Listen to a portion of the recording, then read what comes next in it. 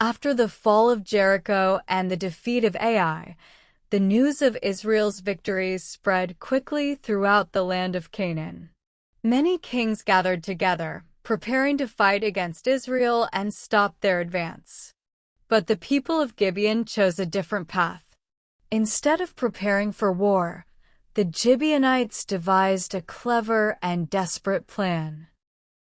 They knew Israel had been commanded to destroy the nations living in the land, so they decided to trick Joshua and the leaders of Israel into making a peace treaty with them.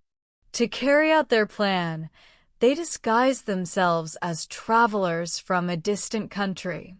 They wore old, worn-out clothes and sandals.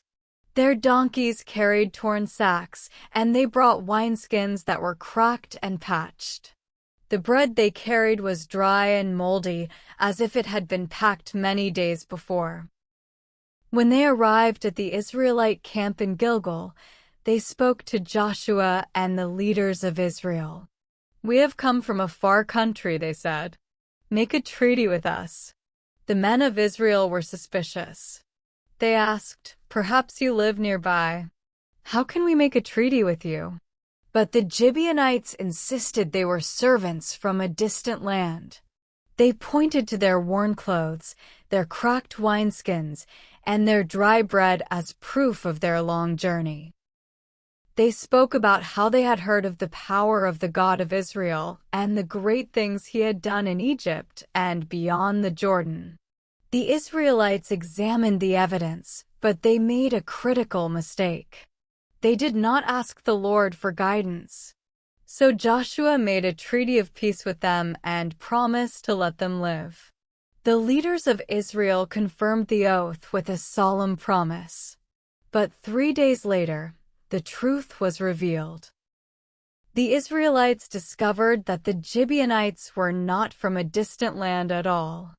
They were neighbors, living only a short distance away. The people of Israel were angry because they had been deceived. But the leaders could not break their promise because they had sworn the oath in the name of the Lord, the God of Israel. So Joshua summoned the Gibeonites and confronted them.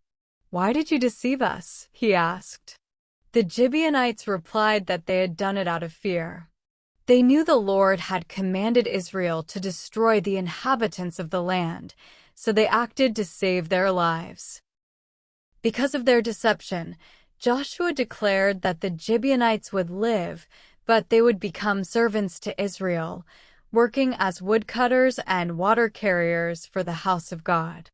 And so the Gibeonites remained among the Israelites, serving them from that day forward.